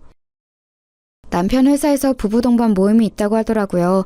원래 그런 자리는 싫어해서 잘 나가지 않는 편이긴 했지만 얼마 전에 신우이에게 부인이 집만 된다는 이야기를 들었어서 그런지 이번에는 나가서 뭐든 도와야겠다는 생각이 들어서 그러겠다고 했어요. 안 와도 되는데. 그러면 당신 또 안 들어도 될 소리 들을 거잖아. 괜찮아. 괜히 부인은 왜 안 왔냐 소리 듣게 하기가 싫더라고요. 그래서 제 나름대로 집에 있는 제일 괜찮은 옷을 입고 그 자리를 나갔습니다. 원래 그런 자리 긴장하는 타입은 아닌데 왜인지 모르게 긴장이 되더라고요. 처음 나가보는 자리라 그랬던 것도 있었을 테지만 누군가에게 평가받는 기분이라 더 그랬던 것 같습니다. 남편 직장 상사들도 있는 자리에서 함부로 굴 수는 없으니까요. 그런데 제 옆자리와 앞자리에 그 남편의 승진을 누락시킨 상사의 부인과 그 부인과 동문이라 인맥으로 남편을 승진시켰다던 그 동료 부인이 앉게 됐어요. 운명의 장난인지 뭔지 말이에요. 우리는 동문이라 진짜 금방 친해졌거든요. 이런 곳에서 동문 만나기 쉽지 않은데 반가우셨겠어요. 은영 씨는 그런 건 모르지 않아요? 고졸이라고 들었던 것 같은데? 은연중에 깔려있는 저 무시, 자주 당하는 일이긴 했지만 저는 별 기분이 나빴던 적은 없는데 이 자리에서는 기분이 나쁘더라고요. 남편을 무시하는 것까지 느껴져서 더 그랬던 것 같아요. 그래서 그냥 말을 하기로 했습니다. 어차피 다시 볼 사람들도 아니고 귀찮은 일이 안 생길 거라 생각했거든요. 졸업을 안 한 거지 학교는 들어가서 아예 모르진 않아요. 그렇게 말했더니 살짝 웃는 게 보이더라고요. 보나마나 네가 나와봤자 지방대나 전문대라는 생각을 했겠죠. 아니 그게 무시할 거리가 되는 것도 웃기지 않아요? 사람의 학교를 물어보고 그걸로 판단해서 우월감을 느끼는 사람들 너무 저급하잖아요. 하지만 뭐 그런 사람들에게는 그걸로 갚아주는 게 제일 통쾌한 법이니까요. 아, 그러셨구나. 하긴 요즘 대학 자체를 안 가는 사람이 없긴 하죠. 비전이 안 보이는 학교에서 괜히 등록금이다 뭐다 돈만 쓰느니 금방 그만두고 기술 같은 거 배우는 게 현명한 방법이긴 해요. 제빵 배우신다고 하셨죠? 어머, 제빵 배우는구나. 다음에 케이크 같은 거 하나 만들어줘요. 내가 또 그런 거 맛은 기가 막히게 보거든. 자기들끼리 이미 제가 좋지 않은 대학을 들어가서 학교에서 비전을 찾지 못하고 기술을 배우라 그만뒀다고 확정을 내렸더군요. 그래서 그냥 다이렉트로 꽂아버렸어요. 네, 서울대 경영학과 들어갔는데 너무 재미가 없더라고요. 적성도 아닌 것 같고 졸업해서 적성이 안 맞는 일 평생 할 거 생각하니 답답하기도 하고 이래저래 시간 낭비인 것 같아서 그만뒀어요. 그 말에 장내가 조용해졌습니다. 설경? 그거 문과탑 아니야? 서울대 경영? 과 같은 수군거림이 들렸어요. 진짜 너무 속들이 훤히 보이더라고요. 그리고 그 부인들 2명도 신우이와 같은 눈으로 저를 멍하니 보고 있더라고요. 믿을 수 없다는 눈이었습니다. 서울대 경영이요? 네. 아들분이 제가 들어간 학교 지원할 거라고 들은 것 같은데 맞죠? 뭐 학교는 그만뒀지만 동문들이랑은 저도 종종 만나긴 해서 잘하면 제 동문들 후배가 되겠네요. 상사분 아들이 서울대 경영학과를 준비하고 있다는 이야기를 얼핏 들은 것 같았거든요. 거길 왜 그만둬요? 진짜예요? 적성이 안 맞으면 그만둘 수도 있는 거죠 뭐. 그리고 이런 거짓말을 제가 왜 하겠어요? 금방 들통날 텐데. 그 좋은 대학을 졸업하지 않는 게 일반적이진 않잖아요. 부모님이 속 많이 썩으셨겠는데요? 그만두겠다고 하니까 1초 만에 그러렴이라고 하시던데요. 저희 아버지가 공부를 하시는 분인데 자기도 공부 지겹다고 매일 그만두고 싶으시다고요. 아버님이 아직 공부를 하세요? 만학도신가? 대학에서 학생들 가르치세요. 그 말에 한 번 더 정적이 찾아왔습니다. 교수세요? 네, 나름 유명하세요. 성함이 강한국이라고. 강한국 교수요? 이번에는 옆에 앉아서 가만히 듣고만 있던 남편 상사분이 놀라서 되물었습니다. 당신이 좋아하는 그 화가분도 강 교수님 아내분이시잖아. 아, 어머머머, 김민아 작가님이요? 어머머머머머. 둘이서 호들갑을 떨어대더라고요. 그 모습을 그냥 보고만 있었습니다. 사실 이런 호들갑을 바로 보는 건 그닥 유쾌한 일은 아니라서 그동안 말을 잘 안 했던 건데. 이 사람아, 왜 진작 말을 안 했어? 장인 장모님이 그렇게 대단하신 분들인데. 그게 제가 대단한 게 아닌데요, 뭐. 어머님, 이번 전시회도 나 이번에 갈 건데. 저는 어머니 전시회 잘 안 다녀서. 그래도 이번에는 나오면 안 돼요? 어머니한테 인사 좀 하게. 순식간에 대화의 주제와 그 모임의 주인공이 저희 부부가 되었네요. 늘 이런 상황이 싫어서 비밀로 했던 거지만 이번에는 밝히고 싶었습니다. 그런 대단한 집을 왜 굳이 숨기시는 거예요? 사실은 이런 집안이다 하고 짠 하는 이런 상황을 즐기시는 건가? 남편의 동료 부인이 띠껍다는데 비꼬며 이야기하더군요. 그냥 웃음이 나왔습니다. 아니요, 저희 부모님이 누구라는 이유 하나만으로 이렇게 제가 주목을 받는 게 싫어서요. 대단한 건 저희 부모님이지 제가 아닌데요. 그러면 끝까지 말 안 하시는 게 맞는 거 아닌가요? 원래는 그러려고 했어요. 제가 기분만 안 나빴으면요. 기분이 왜 나빠요? 제가 어느 대학을 입학했는지 말도 하지 않았는데 지금 제빵 일을 하고 있다는 이유 하나만으로 제가 입학한 대학이 틀림없이 안 좋은 대학일 거라 판단하고 말하는 건 말이에요.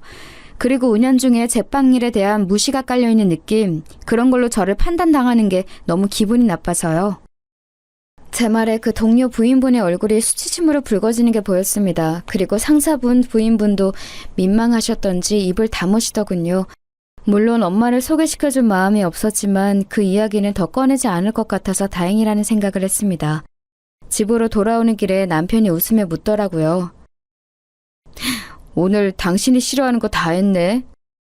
그 이후로 남편은 직장에서 완전 다른 대우를 받는다고 했습니다. 심지어 저희 아빠의 사유라는 게 위에 어느 분 귀에 들어갔는지 팬이라고 사인을 받아달라는 요청과 한번 사내 강의를 모시고 싶다는 부탁 같은 걸 해왔던 모양이에요. 남편이 왜 제가 어디 가서 부모님 이야기를 안 하는지 너무 알겠다고 공감해 주더라고요. 아버지는 흔쾌히 남편의 회사에 강연을 나가기로 하셨어요. 그냥 그런 말도 들었다더라 라고만 말했지 해달라고 부탁은 하지 않았거든요. 그런데 요즘은 강의를 쉰 지 너무 오래되었고 학생들 아닌 사람들 앞에서 강의도 한번 해보고 싶으셨다고 말이죠. 그렇게 아버지가 남편 회사에 강의를 다녀오고 나서 남편은 회사에서 높으신 분들에게 돌아가면서 감사 인사를 받았다고 하더라고요. 그 이야기를 전해 들으셨는지 시댁에서도 고맙다는 전화를 받았습니다. 뭐 인맥이든 뭐든 쓸 수 있는 건 써가면서 사는 것도 나쁘지 않다는 생각이 들긴 했었어요. 그리고 얼마 뒤에 시누이가 말한 식사 자리가 있었어요. 아버지 지인인 학장님과 시누이 그리고 저 이렇게 세 사람이 말입니다. 아이고 은영아 이게 얼마만이냐 잘 지냈어? 저야 뭐 늘 좋죠. 아저씨도 건강하시죠? 그럼 아버지는 잘 지내시지? 두 분 자주 안 보세요? 나 보면 일하는 것 같다고 안 만나줘. 안식년을 제대로 만끽 중이잖아 그 사람. 하하호호거리며 이야기를 나누고 있는데 신우가 누가 봐도 끼고 싶어하는 얼굴로 저를 보고 있길래 말을 걸었습니다. 아 저희 형님이랑은 이미 인사도 다 하고 그랬지. 그럼 옳게 이야기도 많이 했어. 칭찬을 엄청 하시던데? 은영이가 좀 싹싹하고 착해야지. 내가 은영이 어렸을 때부터 은영이가 하는 말은 다 잘 들었어. 은영이가 하는 말은 다 맞았거든. 자네 그 신뢰를 높이 산 거야. 그럼요. 제가 옳게 복이 있네요. 아니 뭐 솔직히 웃기긴 했어요. 그렇게 고졸이네 뭐네 하면서 무시할 때는 언제고 이제 옳게 복이라니요. 물론 속으로 웃고 말았지만 말입니다. 식사 자리는 별 문제 없이 잘 마무리가 됐어요. 식사를 마치고 나오는 길에 신우이가 그러더군요. 고마워 옳게. 아니에요. 뭐 진심으로 고마워하는 얼굴이라기보다 해야 해서 하는 인사 같았지만 말입니다. 본인도 민망하긴 했겠죠. 그렇게 무시하던 옳게 되고 이렇게 보고 있으니 말입니다. 그렇게 또 얼마간의 시간이 흘렀어요. 아버지께 건너듣기로는 신우이는 강의도 곧잘하고 평판도 나쁘지 않은 것 같았습니다. 안에서 새는 바가지에 밖에서도 셀까봐 걱정을 많이 했는데 다행히 그렇지는 않은가 보더라고요. 사실 말실수 같은 걸 하면 어쩌나 걱정을 많이 했거든요. 그리고 섣불리 제 시누이라고 말했나 하는 후회도 하긴 했었고요. 그런데 이 걱정은 아니라 다를까 금방 현실이 되고 말았습니다. 왜 슬픈 예감은 언제나 들어맞는 걸까요? 사건의 발단은 이랬어요. 학교에서 저소득층 가정을 대상으로 학생들을 지원해주는 프로그램이 있는데 그 심사를 시누이가 했나 보더라고요. 그래서 자기 강의를 듣는 학생 중에 누가 어떤 환경인지를 좀 알게 되었던 모양입니다. 어떤 주제를 두고 학생과 논쟁을 하던 와중에 그 학생에게 엄청난 말실수를 한 것 같더라고요. 학생은 이 전공을 왜 듣는 건가? 그게 무슨 말씀이세요? 듣고 싶으니까 듣죠? 학생 집안 형편이 듣고 싶다고 듣고 이런 형편이 아닐 텐데? 취직에 도움이 되는 학점 이수가 더 중요한 거 아닌가? 졸업하면 바로 취직을 해야지. 제 귀를 의심했습니다. 그런 생각을 한 것도 정말이지 이해할 수 없었지만 저는 제 시누이의 성품을 익히 알고 있으니까 그건 그렇다 치더라도 교수직이나 되는 사람이 학생들이 다 있는 자리에서 그런 저급한 말을 하다니요. 진짜 상상도 할 수 없는 일이 일어난 거였어요. 그 말을 들은 당사자는 물론이거니와 그 강의를 듣는 모든 학생들이 순간 벙쪘다고 하더군요. 자기가 지금 무슨 말을 들었나 싶어서 말입니다. 학교는 그야말로 발칵 뒤집어졌습니다. 학교 게시판에 들이 올라오고 청원이 올라오고 대자보가 붙었어요. 요즘 같은 세상에 학생의 형편이나 집안 환경으로 자신의 우월감을 뽐내는 사람이 교수라니, 그것도 다른 학생들이 모두 듣는 강의에서 그런 발언을 한 신우이의 몰상식함에 모두가 경악을 금치 못했습니다. 지금 이 말을 하고 있는 저도 계속 어이가 없는데 다른 사람들은 물론 더 하겠죠. 신우이의 진짜 모습을 모르는 사람들 말이에요. 아저씨, 제가 정말 죄송합니다. 네가 잘못한 일은 아니지 않니? 하지만 나는 네가 걱정이구나, 은영아. 아저씨는 제가 그런 사람이 있는 집에 시집을 간 걸 걱정하고 있는 것 같았습니다. 그건 어머니, 아버지도 마찬가지였어요. 저희 부모님도 그 발언을 듣고 정말 경악을 금치 못하셨거든요. 어차피 1년에 몇 번 만나지도 않아요. 저희 집에서 유별난 사람이니까 걱정 마세요. 다들 좋으신 분들이에요. 걱정하는 부모님께 제가 어디 참고 살 사람이냐고 신우이만 그런 거다라고 몇 번을 말했는지 몰라요. 아무튼 그렇게 여기저기 전화를 받으며 저도 하기 싫은 이야기들을 해야 할 때쯤 신우이가 찾아왔습니다. 연락도 없이 말이죠. 그리고서는 저에게 우는 소리를 하기 시작했습니다. 뭐 예상을 하지 못한 바는 아니었어요. 올케, 진짜 한 번만 더 기회를 달라고 말 좀 전해줘. 나는 만나주지도 않으셔. 어떻게 대꾸를 해야 할지도 알 수 없어서 그냥 어이없이 바라보고 있었습니다. 그랬더니 완전히 매달리시듯이 하더군요. 내가 너무 잘못한 거 나도 너무 잘 알아. 하지만 한 번 실수잖아. 한 번은 봐줄 수도 있는 거 아니야? 만나주지도 않으시는 거 너무한 거 아니냐고.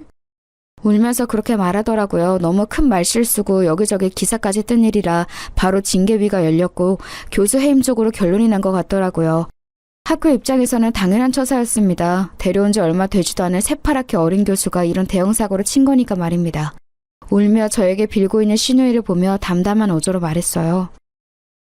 그 친구에게는 사과는 하셨어요? 했는데 사과를 받아줄 마음이 없대.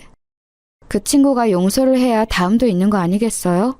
상처를 받은 당사자가 용서를 못하겠다는데 뭐 어떡해요? 그랬더니 신우가 본인 성격을 이기지 못하고 또 막말을 시작하더군요. 없이 산 애들은 이게 문제야. 그놈의 자격지심. 누가 그냥 한 말을 확대 해석해서 자기를 향한 공격으로 여기고 일을 키우고 문제 삼고 그런 건 말이야. 그냥 쿨하게 넘길 수도 있는 거잖아? 그게 안 돼, 없이 산 애들은. 저는 태어나서 형님처럼 교양 없고 생각 없이 말을 뱉는 사람은 처음 보거든요. 제 말에 신우이가 방금 무슨 소리를 들었나 한참 저를 바라보더군요. 뭐? 생각한 대로 다 뱉는다고 그게 말이 아니죠. 형님은 남을 상처 주는 말을 아무렇지 않게 하면서 자기 좀 안 좋은 소리 들었다고 이렇게 역정을 내시는데, 그 친구는 자기가 잘못하지도 않은 일로 그렇게 모욕적인 말을 들은 거니까요. 당연히 용서가 안 되는 거 아니겠어요? 그래서 내가 잘못했다고 했잖아. 잘못했다고 하면 아, 네, 그러시군요 하고 무조건 용서를 해야 하나요? 아직 용서를 못하겠어도? 형님은 그게 문제예요. 자기 일에는 파르르거리면서 조그만 일에도 크게 화를 내면서 자기가 한 몰상식하고 개념 없는 말에 남이 정당하게 화를 내는 건 이렇게 못 견뎌 하시니, 제가 추천하면서도 괜한 사람 추천하나 싶었었는데 그 후회를 이렇게 빨리 다시 하게 만들어 주시다니 그것도 참 대단하시고요. 그래서 지금 학장님께 내 이야기를 해줄 수 없다는 말이야? 네. 제 그 말에 신우의 얼굴을 험악해지기 시작하더군요. 그래도 그치지 않고 말을 이어갔습니다. 학장님이 별 문제 삼지 않는다고 해도 제가 찾아가서 형님은 그 자리에 맞는 인재가 아니라고 제가 한 말은 물러야 할 판국에 뭐라고요? 저보고 다시 전화해서 형님 부탁을 해달라고요? 그러고 싶지도 않지만 그래서도 안 되죠. 내가 앞으로 안 그러겠다고 반성한다고 했잖아. 이를 악물고 말하더군요. 웃음이 나왔습니다. 지금 형님의 태도는 반성하라는 사람의 태도도 아니거니와 그렇다고 해도 잘못에 대한 대가는 치르셔야죠. 저는 형님을 소개시켜준 걸로 이미 신뢰를 잃었어요. 저한테도 사과하셔야 해요. 제가 절대로 안 해줄 거라는 걸 알았는지 벌떡 일어나더군요. 그리고는 다시 그 전에 저를 무시하고 막대하던 신우의 모습으로 돌변해 있었습니다. 역시 짐작대로였어요. 너같이 하등 쓸모없는 게 옳게라고 봐줬더니 지 집안이 좀 괜찮다고 신우의 말을 이렇게 무시를 해? 말은 바로 하세요. 이 모든 걸 다 차버린 건 형님이에요. 제가 아니라. 저를 노려보며 한참을 씩씩거리더니 돌아가더군요.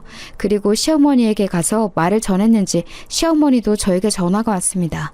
자기 불리한 건 쏙 빼놓고 별 큰 잘못도 아닌데 유난을 떨었다는 식으로 이야기했더라고요. 그래서 모든 사건의 정황을 정말 토시 하나 빠뜨리지 않고 상세하게 이야기했어요. 그랬더니 오히려 나쁘끄럽다며 사돈 어르신들에게 미안하다고 전해달라시더군요. 남편도 전화해서 한 소리 한 모양이었습니다. 그리고 시어머니와 시아버지도 마찬가지였고요. 시누이는 한동안 저에게 연락도 하지 않고 명절에는 제가 없는 날을 피해서 왔어요. 그러고 다시 교수를 준비한다는 이야기를 들었지만 얼마 뒤엔 다 그만뒀다는 이야기를 들었습니다. 당연하죠. 이미 소문이 날 대로 단 한 사람을 어느 학교에서 데려가겠어요. 그것도 그런 사건으로 말입니다. 학교는 금방 조용해졌다고 들었어요. 해당 사건을 일으킨 교수가 해임당하고 학교 측에서 학생에게 사과를 하면서 여론도 좋게 정리가 된 것 같더라고요. 혹시나 학교에 누가 됐으면 어쩌나 싶어서 밤에 잠도 설쳤는데 다행인 일이었죠 뭐. 시누이는 집에서 살림을 하고 있습니다. 그렇게 집에서 살림하는 여자들을 무시했거든요. 여자도 자기 개발을 해야 하네 어쩌네 하면서 말입니다. 제가 그 일도 너무 중요한 일이고 누군가는 해야 하는 일인데 무시를 하지 말라 하면 저 같은 애나 그런 생각을 하는 거라고 말이죠. 그런데 지금 그러고 있다는 게 너무 웃겼어요. 네 누나는 아직 정신 차리려면 멀었다. 어느 날 갔더니 남편에게 그렇게 말하더군요. 마트에서 어머님이랑 장을 보는 와중에 직원이랑 시비가 붙었는데 거기에서도 마트에서 일이나 하는 주제라고 했다가 어머니에게 뒤통수를 한 대 맞았대요. 그 나이에 말입니다. 다행히 마트 직원분이 큰 문제 삼지 않는 바람에 일이 커지지는 않았지만 어머니가 엄청 크게 화를 내신 모양이더라고요. 그 이후로 어머님이랑 있을 때는 말을 조심한다고 들었습니다. 뭐 다른 곳에서는 어쩌고 있는지는 몰라도 말이죠. 그런 생각을 해서도 안 되지만 그런 생각을 한다고 하더라도 사람이 말을 할 때는 정말 조심해야 한다는 걸 시누이를 보면서 많이 느꼈습니다. 그리고 저급한 말을 하면 한순간에 그 사람에 대한 신뢰도가 뭐건 다 떨어진다는 사실도 말이죠. 저희 시누이에 대한 이야기는 여기서 마무리할 것 같네요. 요즘은 딱히 얼굴 볼 일도 없어서 더 할 이야기도 없긴 하니까요. 아, 저희 남편 회사 일도 그 뒷이야기가 궁금하신 분들이 계시겠죠? 어머니가 전시회에 갔다가 남편 회사 상사분이 부인이라는 분과 마주쳤어요. 막무가내로 저를 앞세워 저희 엄마에게 인사를 하는 바람에 제 낯이 좀 부끄러워졌습니다. 그뿐만이 아니라 이미 판매가 된 그림을 자기에게 팔면 안 되냐는 등 다음 전시회에서는 초대장을 받을 수 있겠냐는 등 어떻게든 제 덕을 보려는 말을 서심치 않아서 한마디 하려던 찰나에 엄마가 먼저 말했어요. 저는 아무리 자식이라고 해도 특혜를 주진 않아서 말씀하신 것들이 다 힘들 것 같네요. 죄송합니다. 그렇게 정중하게 거절하는데 뭐 어쩌겠어요. 입만 쩍 다시고 물러나야죠. 뭐 세상엔 정말 몰상식한 사람이 많은 것 같아요. 그쵸? 저는 조만간 제 가게를 엽니다. 모든 사람들이 그 좋은 대학을 그만두고 그런 일을 하냐 손가락질하고 간섭했던 일이었지만 저는 학교를 다니며 공부만 하던 시절보다 정말 수억 배도 행복하거든요. 제 인생인데 제가 행복해야 하는 거잖아요. 좋아하는 일을 즐기면서 하니 재미도 있고 자신감도 넘칩니다. 매일매일이 새롭게 즐거워요. 이 이야기를 듣는 분들도 혹시나 하고 싶은 게 있고 그걸로 이루고자 하는 바가 확실하다면 한 번쯤을 도전해보는 것도 좋지 않을까요? 어차피 한 번밖에 못 사는 인생이잖아요. 그리고 살아가면서 다들 남들에게 상처를 줄 말은 하지 않았으면 좋겠어요. 누군가에게 그냥 뱉는 말이 누군가에겐 평생 남기도 하니까 말이죠. 제가 저희 학교 이야기를 그 누구에게도 하고 싶지 않아 하는 것처럼 말입니다. 제 이야기를 재밌게 들어주셨으면 그보다 더 좋을 건 없을 것 같습니다. 그리고 혹시나 남는 게 있으셨다면 그건 더 좋을 것 같아요. 긴 이야기 끝까지 들어주셔서 감사합니다.